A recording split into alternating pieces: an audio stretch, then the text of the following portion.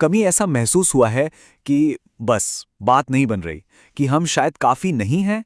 आज हम इसी एहसास की गहराई में उतरेंगे, पर एक बहुत ही अलग नज़रिए से, जापान के नज़रिए से। एक ऐसी जगह जहां संस्कृति में कुछ अनकही उम्मीदें घुली हुई हैं और हर काम को सही ढंग से करने का एक लगातार दबाव बना रहता है। तो आज हम क्या क्या देखने वाले हैं? हम पहले उस अनकही नियम पुस्तिका को समझेंगे, फिर वाई के कॉन्सेप्ट को जानेंगे, मतलब सामंजस्य बनाए रखने की कीमत क्या है। फिर देखेंगे कि वो मोड़ कब आता है जब ये सब बहुत ज्यादा हो जाता है। और हाँ, शांति पाने के लिए 3 बड़े बदलावों पर भी बात करेंगे। और आखिर में हम ये समझेंगे कि सही का मतलब असल में है क्या।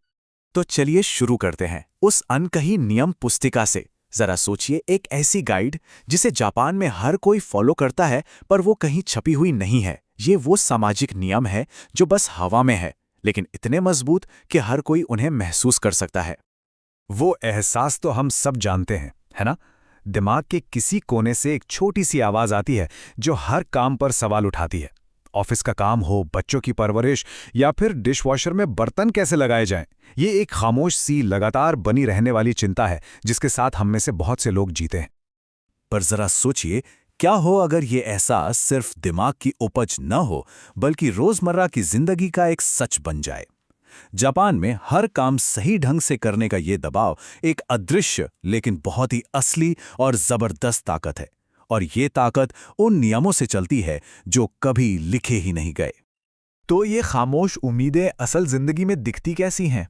अच्छा, चलिए स्कूल लंच से शुरू करते हैं।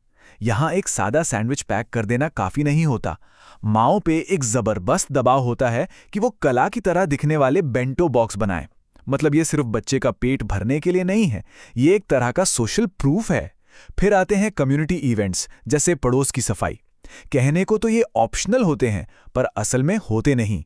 अगर कोई शामिल नहीं हुआ तो उस पर असहयोगी होने का लेबल लग सकता है।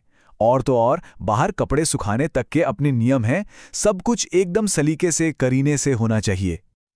और पता है सबसे अजीब बात क्या है? कोई भी आकर आपको एक शब्द भी नहीं कहेगा।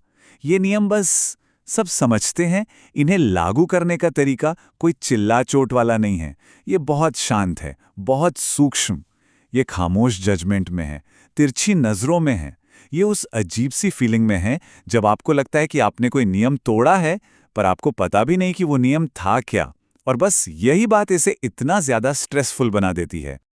तो सवाल ये उठता है कि आखिर ये सारे अदृश्य नियम आए कहाँ से? इनका सोर्स क्या है? इसका जवाब जापानी संस्कृति के एक बहुत ही गहरे कॉन्सेप्ट में छिपा है, और वो है सामंजस्य, यानी हार्मनी की खोज। लेकिन जैसा कि हम देखेंगे, इस खूबसूरत हार्मनी की एक बहुत भारी कीमत चुकानी पड़ती है। इस सब के पीछे जो ड्राइविंग फोर्स है वो है एक कॉन्सेप्ट जिसे कहते हैं वाई। वाई एक कल्चरल वैल्यू है जो सोशल हार्मनी यानी सामाजिक सद्भाव और ग्रुप में मिलकर काम करने को सबसे ज्यादा इंपॉर्टेंस देती है। इसकी जड़ें शायद जापान के पुराने खेतीबाड़ी वाले समाज में हैं, जहां जिंदा रहने के लिए एक दूसरे का साथ देना जरूरी था। आज के जमाने में ये एक तरह की अदृश्य पूरे समाज में फैली टीम वर्क की तरह है कि जब हर कोई एक जैसे नियम मानेगा तो समाज ज्यादा आसानी से चलेगा। लेकिन वाई एक दो-धारी तलवार की तरह है। एक तरफ इसके फायदे हैं, आपको एक कमाल का ऑर्डर और सेफ्टी का एहसास मिलता है और एक मजबूत कम्युनिटी की भावना होती है। पर इसका दूसरा पहलू भी है। इसका नुकसान ये है कि लगातार व्यक्तिगत तौर पर त्याग करना पड़ता है, अंदर ही अंदर कई संघर्ष चलते रहते हैं और कभी-कभी तो अपनी खुद की पहचान खोने का भी एहसास होता है। ये एक तरह का लगातार चलने वाला समझौता है, जहां ग्रुप की भलाई के लिए अपनी इच्छाओं को दबाना पड़ता है। और इस लगातार दबाव की एक इंसानी कीमत होती है।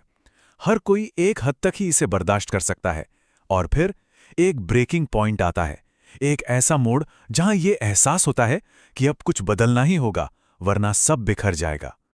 इस स्रोत के लेखक ने इस एहसास को बहुत खूबसूरती से बयां किया है।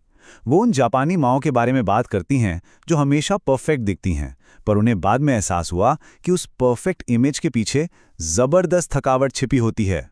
ये सिर्फ कड़ी मेहनत करना नहीं है, बल्कि उस मेहनत को छिपाने के लिए और भी ज्यादा मेहनत करनी पड़ती है। आपको दिखाना होता है कि ये सब कितना आसान है, और यही चीज सबसे ज्यादा थका देती है। और इसीलिए ये दबाव इतना पर्सनल महसूस होता है। एक थोड़ा सा बिखरा हुआ बेंटो बॉक्स सिर्फ लंच नहीं रहता, वो आपके पूरे कैरेक्टर पर एक फैसले जैसा लगने लगता है। जैसे कि आप एक अच्छी माँ नहीं हैं, काम में हुई एक छोटी सी गलती एक इंसान के तौर पर फेल होने के एहसास में बदल जाती है। तो सवाल है, अगर कोई पूरी की पूरी संस्कृति को नहीं बदल सकता तो फिर करे क्या? और यही कहानी में एक असली मोड़ आता है, वो एहसास कि आपको उस अनकही नियम पुस्तिका का गुलाम बनने की जरूरत नहीं है। आप नियमों को तोड़े बिना भी अपने अंदर का नजरिया बदल सकते हैं। ये एक बहुत बड़ा आहा मोमेंट था, ये समझना कि ज्यादातर लोग अपनी जिंदगी की चिंता में इतने डूबे हैं कि वो हर वक्त दूसरों को जज नहीं कर रहे। तो रास्ता ये नहीं है कि कल्चर को पूरी तरह से नकार दिया जाए, बल्कि ये है कि एक बैलेंस बनाया जाए। और इसके लिए 3 कदम उठाए गए। पहला, परफेक्ट को भूलकर काफी अच्छा को फिर से डिफाइन करें। दूसरा, अपने जैसे और लोगों को ढूंढें जो इसी कश्मकश से गुजर रहे हों। और तीसरा, दूसरों की लिखी स्क्रिप्ट फॉलो करने के बजाय अपनी खुद की स्क्रिप्ट लिखें। तो असल जिंदगी में ये बदलाव कैसे दिखे? बेंटो बॉक्स अब कोई कलाकारी नहीं, बल्कि एक जल्दी बनने वाला हेल्दी खाना बन गया। कम्युनिटी की सफाई में हिस्सा लेना जरूरी था, पर हर बार बेस्ट परफॉर्मर बनने की कोशिश करना नहीं। और दूसरा कदम, यानी अपने जैसे लोगों को ढूंढना, वो तो एक गेम चेंजर साबित हुआ। किसी दूसरी माँ को ये कहते सुनना कि उसने रात के खाने में फ्रोजन डम्पलिंग्स बनाए थे, ये सुनना एक बहुत बड़ी राहत थी। ये एक पावरफुल रिमाइंडर था कि उस परफेक्ट दिखने वाली सतह के नीचे हम सब इंसान ही हैं। और यहीं पर यह कहानी जापान की गलियों से निकलकर हम सब तक पहुंचती है, एक ऐसे सबक के साथ जो किसी भी कल्चर और किसी भी देश में लागू होता है। दिन के आखिर में सबसे बड़ी सीख यही थी कि समाज के बनाए गए परफेक्शन के पीछे भागने की कीमत खुद की शांति से चुकानी पड़ती है। असली गोल दूसरों से खामोश तारीफ पाना नहीं है, बल्कि एक ऐसी जिंदगी बनाना है जो अंदर से पीसफुल लगे, जो सही लगे। और इसीलिए ये पूरी कहानी हम सबके लिए इतनी जरूरी है, चाहे हम दुनिया के किसी भी कोने में रहते हों। वो जो फीलिंग है ना कि क्या मैं ये सही कर रहा हूं, ये यूनिवर्सल है। नियम अलग अलग हो सकते हैं, पर किसी अनकहे स्टैंडर्ड पर खरा उतरने का दबाव हर कल्चर में मौजूद है। सोचा है कभी हमारी जिंदगी में वो अनकहा आदर्श क्या है? ये पूरी बात समस्या को देखने का नजरिया ही बदल देती है ना? लगातार ये पूछने के बजाय कि क्या हम किसी बाहरी स्टैंडर्ड को पूरा कर रहे हैं, चाहे वो पड़ोसियों का हो या सोशल मीडिया का, शायद ज्यादा पावरफुल सवाल ये है कि ये स्टैंडर्ड आखिर है किसके लिए? क्योंकि सही क्या है ये कोई यूनिवर्सल सच नहीं है, ये बहुत पर्सनल होता है। और यही इस पूरी बातचीत का निचोड़ है। इसका मतलब ये नहीं है कि बगावत कर दी जाए, इसका मतलब है एक बैलेंस खोजना। मतलब जिस कल्चर में हम रहते हैं उसका सम्मान करना, पर साथ ही खुद का भी इतना सम्मान करना कि हम अपनी कहानी खुद लिख सकें। एक ऐसी कहानी जो हमें सच्ची लगे, क्योंकि आखिर में बस वही स्क्रिप्ट है जो सच में मायने रखती है।